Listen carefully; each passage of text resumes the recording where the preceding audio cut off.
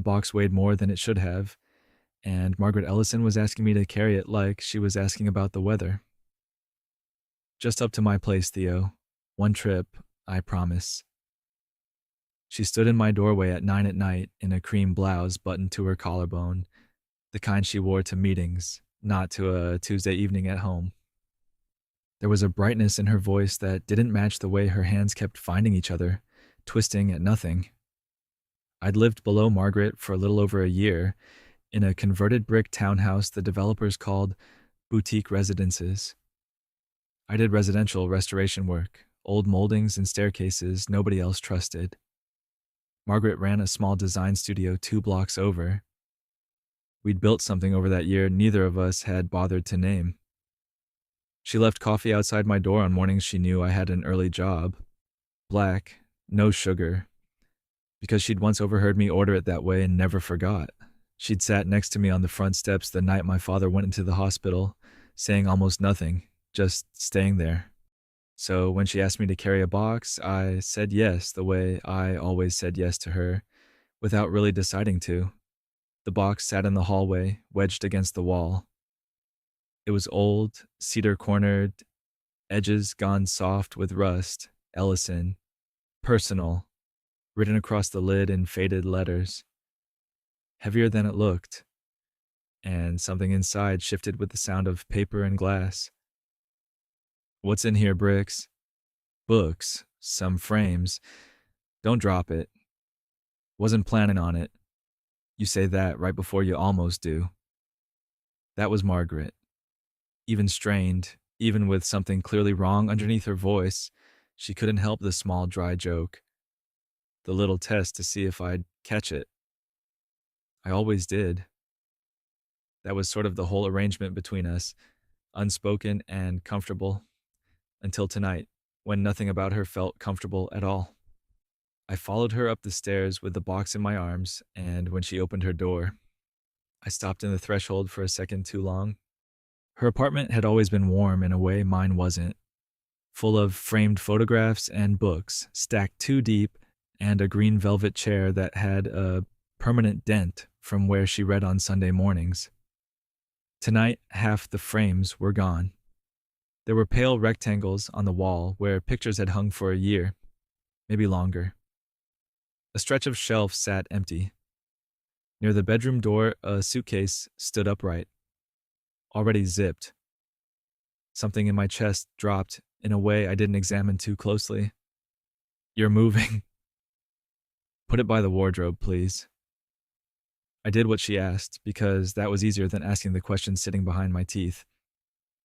I set the box down beside a scarred wardrobe I remembered helping her carry up 2 Christmases ago, and when I straightened, she was standing closer than she needed to be, close enough that I could smell the clean cotton scent she always wore, close enough to see that her jaw was tight in a way it hadn't been when she'd knocked on my door.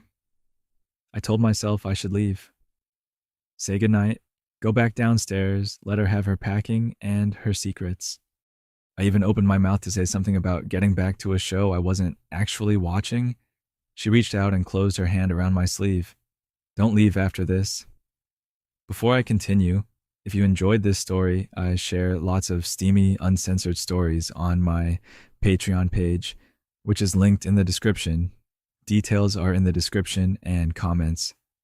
Be careful, it's very, very hot inside. For a second, I misread it completely, and something in my chest lit up before I could stop it. Before I remembered who I was talking to and what a year of careful distance was supposed to mean.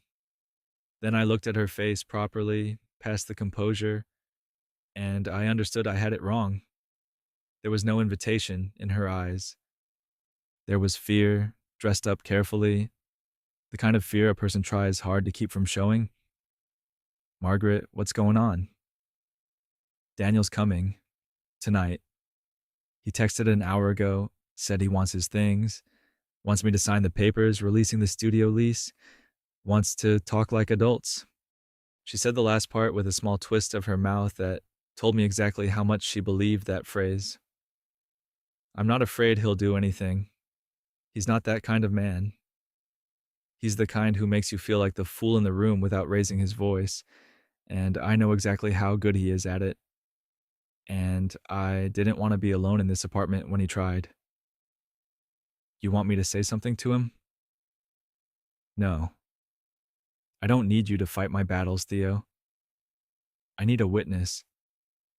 I need someone in this room who already knows I'm not crazy. So when he starts implying that I am, I have somewhere to look and remember it isn't true. I nodded slowly. Then I'm not going anywhere.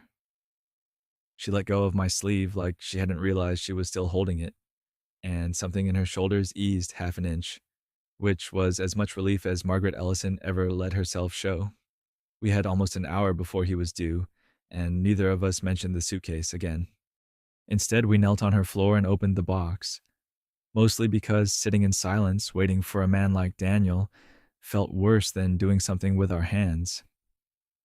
Inside were her mother's letters, tied with a ribbon, gone the color of weak coffee, a stack of sketchbooks, the pages curling at the edges, full of design work that looked nothing like the corporate mood boards she made for clients now. Bold, strange, personal drawings, half-finished storefronts, a floor plan for a studio space labeled Margaret Ellison Design in handwriting from a decade ago. A dress, deep green, folded with tissue paper that she'd apparently been told once was a bit much for a woman your age. A sentence I could tell she'd swallowed and never forgotten. A manila folder of paperwork for a lease on a small studio space downtown. Unsigned, dated 3 years back. You were going to open your own place. I was going to do a lot of things. She picked up one of the sketchbooks and ran her thumb along the spine without opening it. Daniel thought freelance clients and a real studio were two very different levels of seriousness, and somehow the studio was always the less serious one. It's funny how a person can talk you out of your own ambition without ever technically forbidding anything. Sounds exhausting. It was. I didn't notice how exhausting until I stopped doing it. She glanced at me sideways. You're inspecting that box like it's failed a safety code. Force of habit. I don't trust things that are heavier than they look. That's an unsettlingly accurate description of my ex. I laughed, and for a second the tightness in the room let go a little, the way it always did with us. Dry jokes standing in for the things we didn't say directly. She lifted out a smaller bundle wrapped in a linen dish towel and unwrapped it carefully to reveal a set of brass keys on a ring gone dull with age. Keys to what? The storefront I almost signed a lease on. I kept them after the deal fell through, which is a strange thing to admit out loud. I think some part of me thought I'd need them again someday and didn't want to start from nothing. That's not strange. That's just hope with better manners. She looked at me for a second like she hadn't expected that particular sentence from me, then set the keys down gently on top of the folded lease paperwork, as though she were deciding, without quite saying so, that she wasn't ready to put them away again.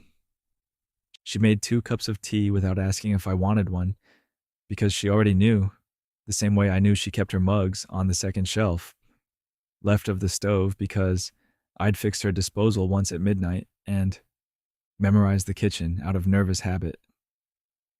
She handed me mine and took the chair across from me instead of the floor, tucking her feet beneath her the way she did when she was trying to look more relaxed than she felt. You label everything like it's a museum exhibit, I said, turning over a small tag she'd tied to one of the picture frames, her handwriting narrow and precise. Fragile. Do not lean. In cursive, on cardboard. Some of us take packing seriously. Some of us are trying to control the one thing in the room that will actually listen. She didn't answer that right away, and I wondered if I'd said something truer than I meant to.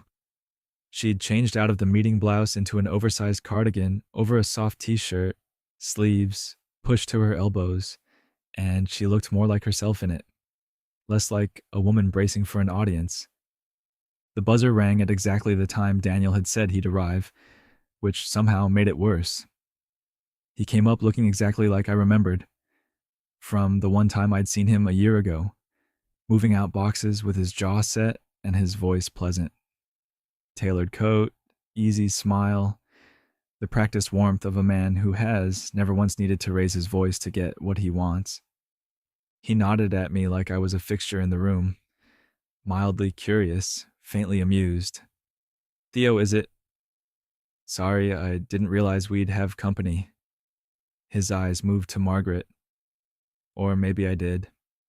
Should have guessed you'd want backup for something as simple as returning a key." "He's here because I asked him to be." "Of course he is." Daniel set a small bag on the counter and pulled out a folder, unhurried, like a man closing a business meeting rather than ending an engagement. "I just find it interesting, Margaret. 3 weeks ago, you couldn't make a decision about paint colors without asking me first, and now you've got the neighbor moving in to referee." "I'm not asking him to referee anything. I asked him to stay while you did this, because I know exactly how you talk, and I didn't want to spend the next hour convincing myself I'd imagined it." "How I talk." He smiled, the kind of smile designed to look patient. "You always did have a flair for the dramatic when you felt cornered." "I don't feel cornered. I feel finished." Her voice didn't rise. If anything, it got quieter, more level, the tone she probably used when a client tried to talk her out of a good instinct. "You spent 3 years telling me my studio was a hobby, that freelance clients were a safer bet, that a woman my age chasing a storefront looked impulsive rather than serious.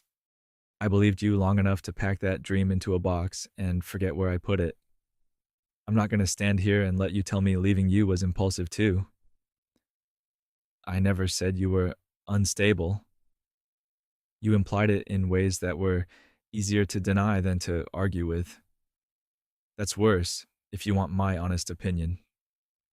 She held out her hand, palm up. "The key, Daniel.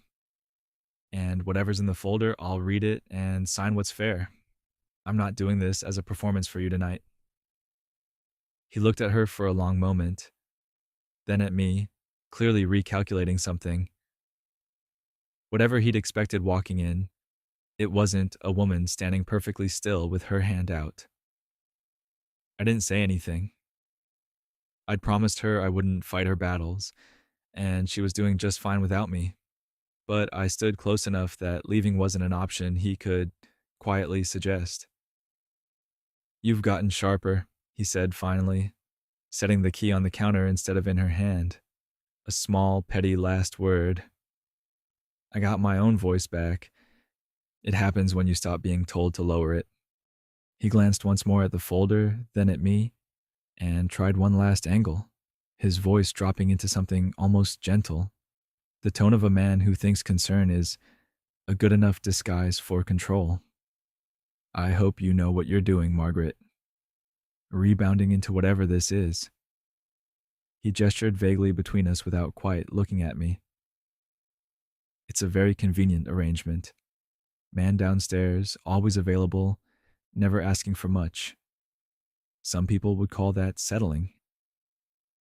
Some people confuse being asked for very little with being worth very little," she said. "I'm not confused about the difference anymore. And if this doesn't work out, if the studio dream turns into another set of boxes in another closet somewhere, then it will be my failure to survive, the way plenty of things I've built have survived worse than that. It won't be yours to catalog." She kept her hand out, steady. "The folder, Daniel." He handed it over at last, and something in his posture deflated slightly, the performance of calm control finally slipping. "I did care about you," he said, quieter now, almost sounding like he meant it. "I believe you did, in the way you understood caring. That's exactly the problem." She didn't say it cruelly. She said it like a fact she'd finally finished proving to herself. He left without much more than that, taking his bag and his practiced calm with him, and the door closed with an ordinary click that felt enormous in the silence afterward. Margaret didn't cry, not exactly. She sank down onto the floor beside the box, back against the wardrobe, and let out a breath that sounded like it had been held for 3 years rather than one evening. I rehearsed that conversation probably 40 times in my head, she said, half a laugh in it, unsteady. I never once got through it without my voice shaking. Your voice didn't shake tonight. No. She looked almost surprised by that. It didn't. I sat down across from her, not too close, giving her room to decide what she wanted next. Do you want space? I can go back down, let you have the apartment to yourself. No. She said it fast, then looked briefly embarrassed by how fast. Stay, please. I don't want silence right now. I want company that doesn't need anything explained. So I stayed, and we talked. Not about Daniel mostly, but about the sketchbooks, the folder with the unsigned lease, the dress she hadn't worn in years. I asked her what the studio would have sold, what she'd wanted to build there, and she talked for 20 minutes straight in a voice I hadn't heard from her before. Faster, unguarded, occasionally embarrassed by her own enthusiasm, and then continuing anyway. You didn't even raise your voice, I said. I don't think I could have done that. Not with someone who spent 3 years training me to doubt myself. I raised it plenty of times, in earlier versions of that conversation. In the shower mostly, and once at a red light, which startled the driver next to me. A small, tired laugh. This was the first time I said it out loud and actually believed it while I was saying it. That's the part that matters, I think. Not the volume. You sound very sure of that. I've had practice believing things quietly instead of loudly. It's mostly the same skill. I hesitated, then added, for what it's worth, you didn't need me in that room tonight. You'd already done the hard part before he ever knocked. I needed someone in the room who wouldn't let me talk myself out of it halfway through. She looked at me carefully. There's a difference between needing rescuing and needing a witness. I hope you know I was asking for the second one. I know. I wouldn't have come if I thought it was the first. You asked me to be here tonight because you trust me, I said eventually. Can I ask why? Because you've never once made me feel foolish for needing something. Not the disposal, not the bookshelf, not tonight. You just show up and you don't make it a transaction. She studied me. Why does that surprise you so much? Because the last person who was in my life valued me mostly for what I could carry or fix. Being steady wasn't a compliment to her. It was a complaint. She used to say I was safe the way furniture is safe. Reliable, sturdy, and about as exciting. I hadn't meant to say all of that. It came out anyway in her quiet kitchen, at the wrong hour for careful editing. So when someone needs me for something, some part of me still waits for the moment they realize that's all I'm good for. That's not what tonight was. I know. I'm working on believing it as fast as I'm saying it. She almost smiled at that, and something passed between us that neither of us tried to name yet. I asked her eventually about the suitcase by the bedroom door, because I couldn't make myself leave the question alone any longer. I have a preliminary interview. Chicago. A firm that does exactly the kind of studio work I gave up on. She said it carefully, watching my face for a reaction she was clearly bracing for. I told myself there was nothing keeping me here, so I might as well go look. Nothing keeping you here. I hadn't let myself finish that sentence honestly until just now. She looked down at the sketchbook in her lap. The suitcase was never really about leaving the building, Theo. It was about packing away Daniel's version of my life. I don't actually know yet if Chicago is the right answer. I know I want to build something real again. I don't know yet where. I didn't push. I didn't tell her to stay, and I didn't tell her to go. It didn't feel like my decision to weigh in on. Not that night, not with everything still raw. Instead, I asked her what she'd build first, if she had the studio, and let her talk herself calm again. A reading nook by the window, first thing, she said, eyes half closed, tracing the idea in the air like she could already see it. Then proper shelving, not the flimsy kind.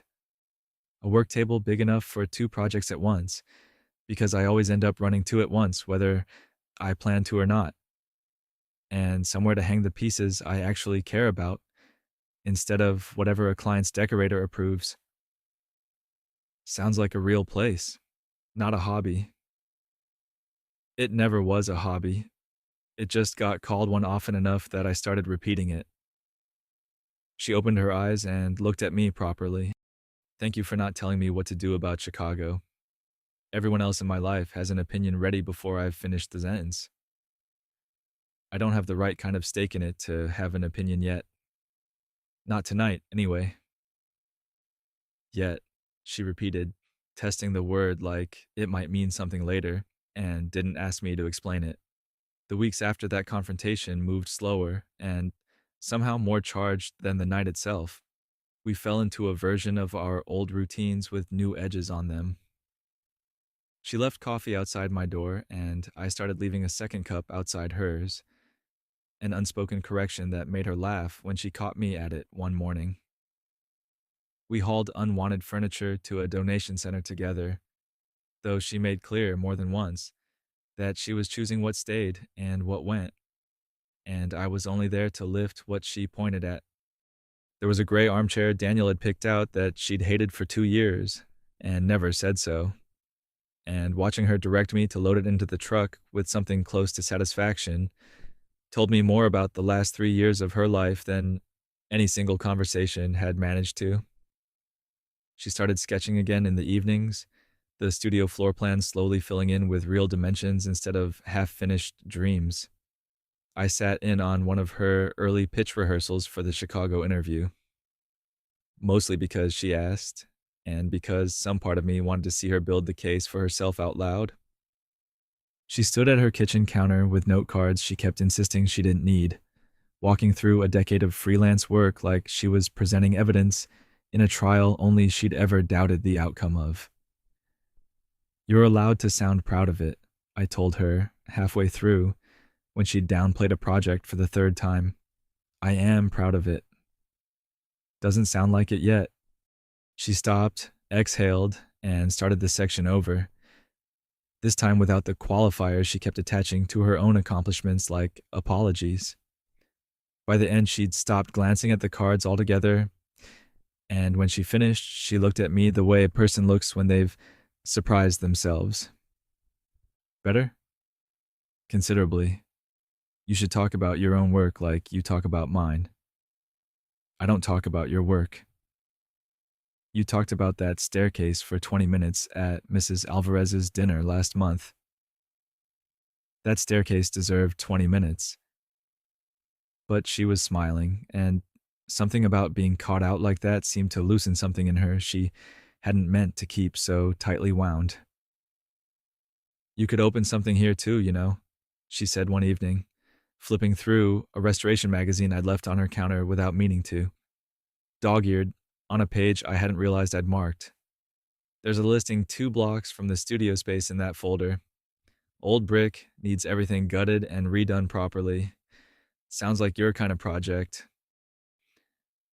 I don't usually take on work that big on my own. Maybe it's time you did. I didn't answer that directly, but I looked at the listing longer than I meant to.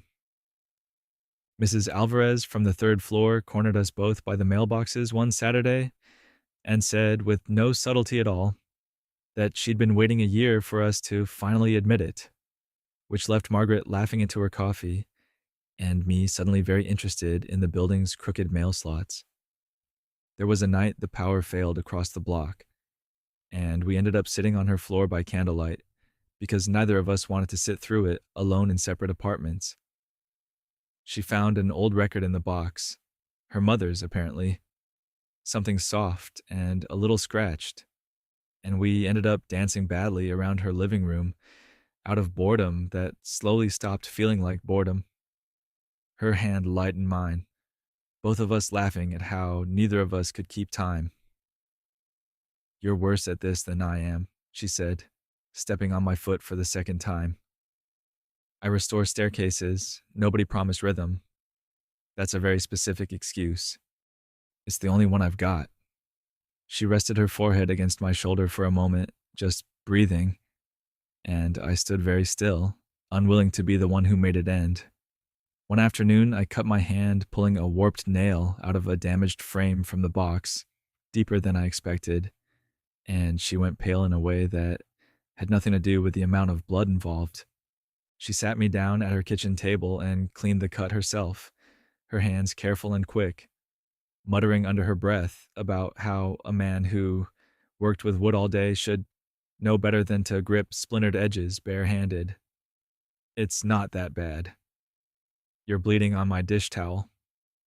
I'll buy you a new one." "That's not the point, Theo." She looked up at me, and for a second, the irritation dropped away into something rawer. "I don't like watching you get hurt. I didn't expect how much I wouldn't like it." Neither of us said anything else about that for a while, but she kept the bandaged hand in hers a beat longer than the task required, and I let her. There was a night she tried on the green dress, half as a joke, and stood in her doorway waiting for me to say something dismissive, and instead I told her, honestly, that whoever told her that dress was inappropriate for her had been protecting his own comfort, not describing her at all. She didn't say anything to that. She just looked at me for a long moment, like she was recalculating something too. There was also an evening I came home to find her sitting on my front steps with my old coworker Sam, laughing at something on her phone, and something ugly and unfamiliar moved through me before I could stop it. I said almost nothing that night, just quieter than usual, and she noticed. "You went somewhere odd," she said later when Sam had left. "Was it Sam?" "It was nothing." "It clearly wasn't nothing. You went and reorganized your entire toolbox out of nowhere." She crossed her arms, but there wasn't any real anger in it. More curiosity. "You can just say it." "I didn't like watching someone else make you laugh like that. It felt stupid the second I noticed I was feeling it." "It's not stupid." She said it quietly, like she was relieved to hear it out loud from someone else for once. "I saw you talking to your ex outside the hardware store last month and spent the rest of the day convinced you'd never actually think of me that way. So, we're even, apparently." It was the closest either of us had come to saying the word out loud, and neither of us chased it any further that night. But something between us had shifted, quietly, permanently. We came close more than once to closing the last distance between us. One evening, sorting through the last of the box's contents, our knees touching on her living room floor, she reached up to fix my collar, where a splinter of wood dust had caught it from a job that afternoon, and her hand stayed there a beat too long, and I stayed still long enough that we both understood exactly what was happening. Then she pulled back first. "I don't want to turn relief into romance," she said quietly. "I want to know the difference before we do anything we can't undo." "Then we wait until you know. You're very calm about all of this." "I'm not, particularly. I'm just better at hiding it than I used to be." That earned me a real laugh, and it was almost worse than the silence, because it made me want her more, not less. "Can I ask you something, and you answer honestly, even if it's inconvenient?" she said, still close enough that I hadn't moved. "Go ahead." If I hadn't asked you to stay that first night, if Daniel had never come back for his things, would you have said anything at all ever? Or would we still just be leaving coffee outside each other's doors and calling it enough? I thought about lying, or at least softening it, and decided she deserved better than either. Probably not. I'd convinced myself that wanting things quietly and never asking for them was its own kind of virtue. It's not. It's just fear wearing a nicer coat. That's an uncomfortably honest answer. You asked for one. She didn't say anything else that night about the distance between us, but she also didn't move away first. And when I finally left her apartment near midnight, she stood in the doorway a beat longer than the moment strictly required, and neither of us pretended not to notice. The Chicago offer came through official a week later, firm and real, a genuine position with a start date and relocation terms. She told me about it the same evening she got it, sitting on my kitchen counter while I made dinner, and something in me went quiet and careful, the way it always did right before I decided to disappear rather than risk asking for anything. You've gone somewhere, she said, watching me. I'm happy for you. I mean that. You're doing the thing. She hopped down off the counter. You keep showing up for everyone, and the second someone might actually choose you, you start backing toward the door before they get the chance. I set down the knife. That's not what I'm doing. Isn't it? You haven't asked me a single real question about Chicago all week. Not what the office is like, not whether I'd be happy, not whether there's an us to consider in the decision. You've just quietly started making yourself smaller in every conversation, like you're clearing the way for me to leave without guilt. She wasn't wrong, and hearing it said out loud made something in my chest crack open in a way I hadn't planned for. I don't want to be the reason you don't take something you've wanted for 10 years, I said finally. I've watched what it does to a person when somebody else decides their choices for them. I'm not doing that to you, even quietly, even with good intentions. That's not what I'm asking you to do. I'm asking you to tell me the truth about what you want instead of disappearing so I never have to hear it and choose. I looked at her, and for once I didn't reach for the dry joke that usually got me out of moments like this. I don't want to be the man you call when something's heavy and needs carrying. I want ordinary mornings. I want to know when you're afraid. And I want the chance to be afraid in front of you too. I want a real shot at this, and I'll respect whatever you decide about Chicago, but I'm not going to pretend I don't want you to stay, or that I don't want to come with you if you don't. I just want to actually be considered, instead of quietly written out of the decision because it's easier for everyone. She was quiet for a long moment. Are you sure this is about me and not just about being needed again? I've thought about that. It's not the same thing. I met her eyes. I like the way you argue with a client on the phone and win without raising your voice. I like that you labeled every fragile item in that box with handwriting too elegant to be taken seriously. I like that you sat with me the night my father was in the hospital and didn't try to fill the silence with anything false. I like that you kept a set of keys to a storefront you never opened for 3 years because some part of you refused to let go of wanting it. None of that has anything to do with what you need from me. It's just you. She let out a breath that shook slightly on its way out. I almost said yes to Chicago without asking you a single thing, you know. Not because I didn't want to ask, because leaving quietly felt safer than finding out you might say you wanted me to stay, and then having to decide what to do with that. And now I'd rather know, even if the answer is complicated, especially if it's complicated. She crossed the kitchen slowly, and I didn't move, because this time it was her choice to close the distance, and I wasn't going to take that from her by rushing it. Are you sure? I asked quietly, when she was close enough that I could feel her breath. I've been sure for longer than I've been willing to say.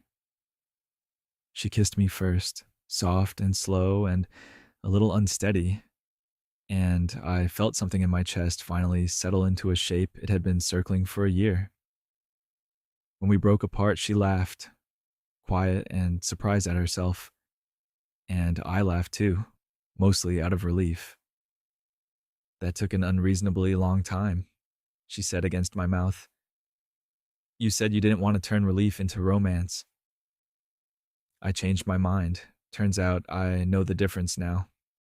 We didn't rush past that kiss into anything more than closeness that night. We talked until far too late on my couch, her head eventually finding my shoulder, and when things went quieter and softer between us, I'll leave it there, the way she'd want it left, private and warm and entirely ours. The months that followed weren't a straight line because real things rarely are. She took the Chicago position on a hybrid arrangement, 3 days in the office there, the rest remote, splitting her time in a way that let her keep the life she'd actually built rather than trading it wholesale for a title. She signed papers on a small studio space of her own 2 months after that. Not the same lease from the folder in the box, but close enough to it that she cried a little in the parking lot afterward and pretended she hadn't. I put in an offer on the brick building 2 blocks from her studio space, gutted it properly, slower than I wanted, the way real restoration always goes, and started building something with my name on it instead of someone else's. She came by most evenings with takeout and sat on an overturned crate, sketching layouts for her own space while I argued with load-bearing walls, and neither of us minded the dust.